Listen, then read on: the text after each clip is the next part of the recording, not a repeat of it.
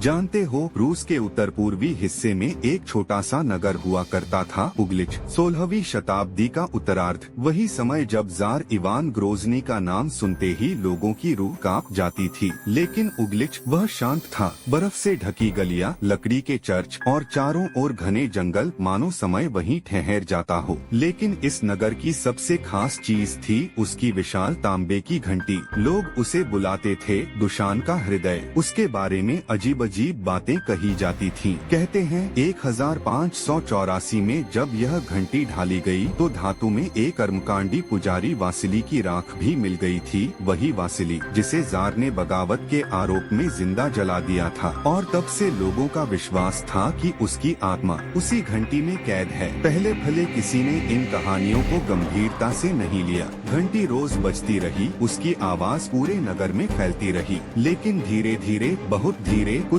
अजीब अजीब घटनाएं होने लगी। घर के पशु अचानक बीमार पड़ने लगे। रातों में लोग चर्च टावर पर किसी अजनबी की परछाई देखते। कई कहते हमने कराहने की आवाज सुनी, जैसे कोई अंदर से मदद मांग रहा हो। और फिर घटना की शुरुआत हुई। एक कड़ाके की ठंडी रात थी, 1589 की सर्दी। नगर का प्रहरी मिखाइल याकोवलेव उस रात चर्च के पास पहरा दे रहा था। वह ठंड का आदी था, लेकिन उस रात की हवा कुछ अलग थी, जैसे चुपचाप भीतर तक उतर रही हो। करीब आधी रात को उसने देखा टावर की सबसे ऊपर वाली खिड़की में हल्की सी पीली रोशनी झिलमिलाई। अब टावर तो बंद रहता था, वहाँ कोई यूं ही नहीं पहुँच सकता था। मिखाइल डरते डरते आगे बढ़ा। सीढ़ियाँ चढ़ते हुए हर चरमराहट के साथ उसका डर भी बढ़ता गया। ऊपर पहुंचकर उसे लगा कोई उसके पीछे चल रहा है। मुड़कर देखा, कोई नहीं। अचानक घंटी अपने आप हिलने लगी। हवा बिल्कुल शांत, पर घंटी झूल रही थी और उसके अंदर से किसी की दबी भी चीखें आ रही थीं। मिखाइल बुरी तरह कांप उठा।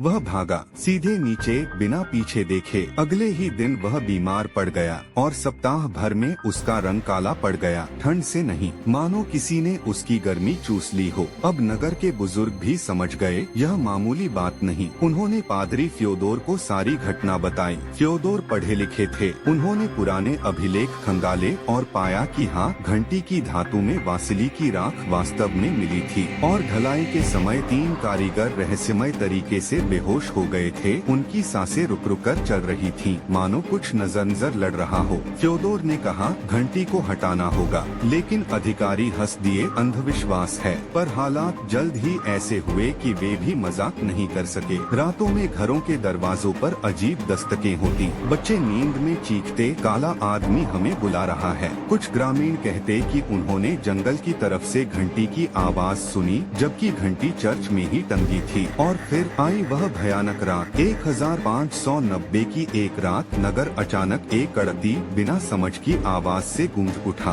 घंटी अपने आप बजने लगी, इतनी जोर से कि लोग घरों से बाहर निकल आए। चर्च टावर पर एक घनी धुंध छाई हुई थी। ऊपर की खिड़की में नीली आग सी लपट दिखाई दी, और उस रोशनी में लोगों ने एक विकृत चेहरा देखा, बिल्कुल वही जैसा वासिली का बताया जाता था। धरती कांपने लगी, घंटी की धातु फटने लगी, और उसमें से काला धुआं बाहर निकला, जैसे कोई आत्मा मुक्त हो रही हो। लोगों ने सुना अपने अपने कानों में एक फुसफुसाहट, मेरे साथ आओ। लोग भाग खड़े हुए। फ्योदोर साहस जुटाकर अंदर गए, पवित्र जल उठाया और घंटी पर छिड़क दिया। घंटी चीखी, हाँ सच में, और टूटकर नीचे गिर पड़ी। धुआं छंट गया, लेकिन फ्योदोर वहीं गिर चुके थे। उनकी मृत्यु हो गई। इसके बाद जार के अधिकारियों ने जांच की और घंटी को नगर से हटाने का आदेश दिया। उसे रस्सियों से बांधकर स्लेज पर रखा गया और साइबेरिया के वीरान इलाकों की ओर भेज दिया गया, जहां आज भी वह कहीं दबी हुई बताई जाती है। और उग्लिच के बुजुर्ग कहते हैं